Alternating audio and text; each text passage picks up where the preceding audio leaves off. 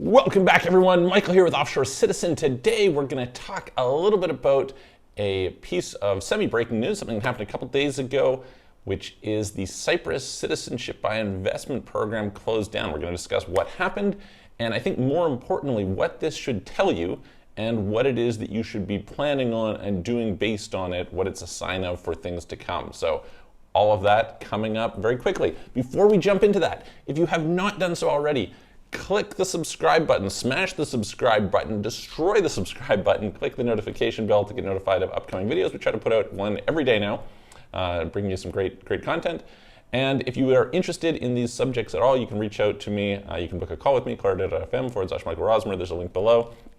Or you can visit our websites, offshorecitizen.net, offshorecapitalist.com, and find out all about, citizenship by investment programs, residency programs, international tax planning, asset protection, all these different sorts of things, offshore banking, etc. All right, with that in mind, let's dive in. So, well, in the last few days, something, I don't know if it was totally unexpected, it probably had a fuse attached to it, and I think that's one of the main messages here.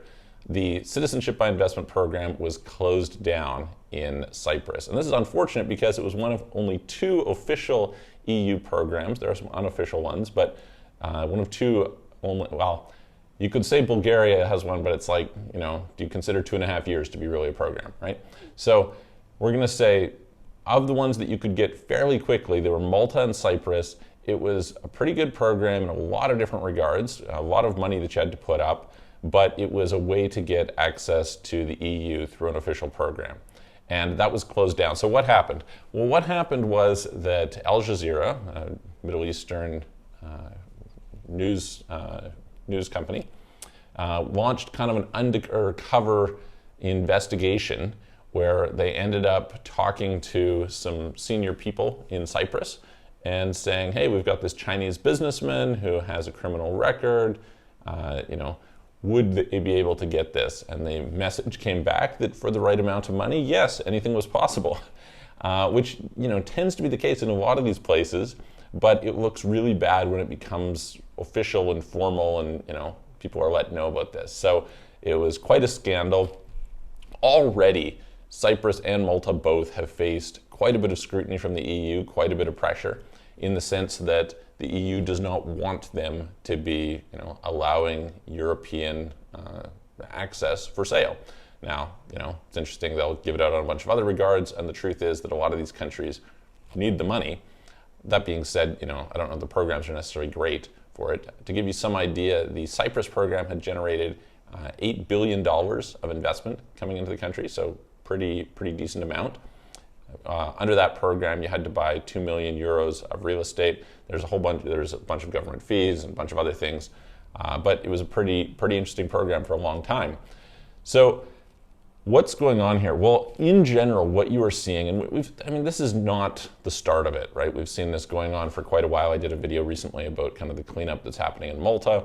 You can see what's happened in places like BVI, et cetera, where there is a move to eliminate opportunities for corruption, et cetera. Now, the unfortunate part is that rather than just eliminating the corruption, right, or even being cognizant to say, hey, listen, how can we do that without negatively affecting, the good people get swept up in it. And if you've at all been doing international structuring in the last few years, you're going to see the main place we noticed that is with banking, right? Banks just close down accounts or refuse to open accounts for perfectly legitimate good businesses.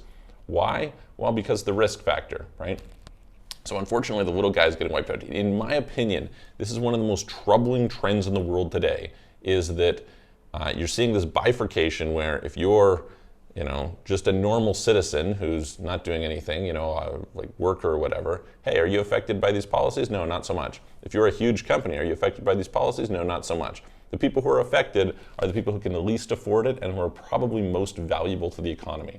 Okay, so not a good move. Now, what does this tell you about what you should do? Well, in my opinion, this is really a call to action to do things quickly, okay? If we go back a few years, I've talked about this before, you could get, on an unofficial basis, a Bulgarian citizenship by investment for like $5,000, okay? This was, 6 years ago, something like that. If you got that, great, you're in a good position. Nowadays, not possible, right? Very, very difficult to do much of anything. They have an official program, but it's quite long and it costs quite a bit of money, and you have to tie up quite a bit of money, etc. Okay, so if we look at what's going on now with the situation in Cyprus, it's just a sign of this trend that things are tightening up, right? And as things tighten up, we say if you took advantage of it earlier, you're golden. It's not like they're taking citizenships away from people who already had them, right? But for people who don't have them, well, now their opportunities are gone, right? They can't do that anymore. So in general, I would say if you have the opportunity, I think now is the best time. There was previous times that were better, but now is it's probably never going to get better than it is today in terms of taking advantage of residency programs, citizenship programs, etc. Personally, I am a huge advocate of the idea of building optionality. What does this mean? This means if you can go and set up some residencies in places that may lead somewhere, may not, but they're relatively inexpensive, right? If you can, for a few $1,000s, go and get a residency in 5 different places that you don't need to actually be there to maintain, that's a good idea. Why? Because you just don't know what's going to happen. It's like cheap insurance is the way that I look at it, right? You don't know the future of the world. You don't know what's going on. And these could give you citizenship sometime in the future, right? That's great. But also they give you travel freedom. Right now we're living in a time when travel is quite difficult. This gives you access to more places. This gives you more options. So in my opinion, what the lesson should be learned, this will probably happen more and more, okay? We will probably see more programs closed out. Now I have talked about how in some respects we're seeing, again, this bifurcation where you see certain countries like Greece that are opening more programs to try and attract people. We'll probably get a little bit of that, right?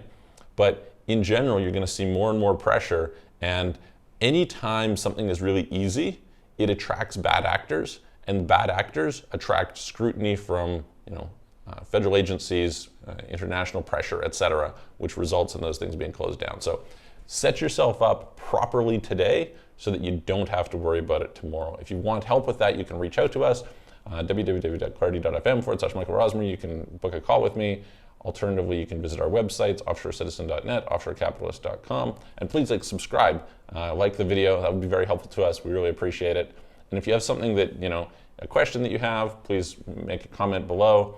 If you have, something that you'd like us to put out, please mention it. Reach out to us. We're very happy to talk to you, and I'm going to see you guys on the next video.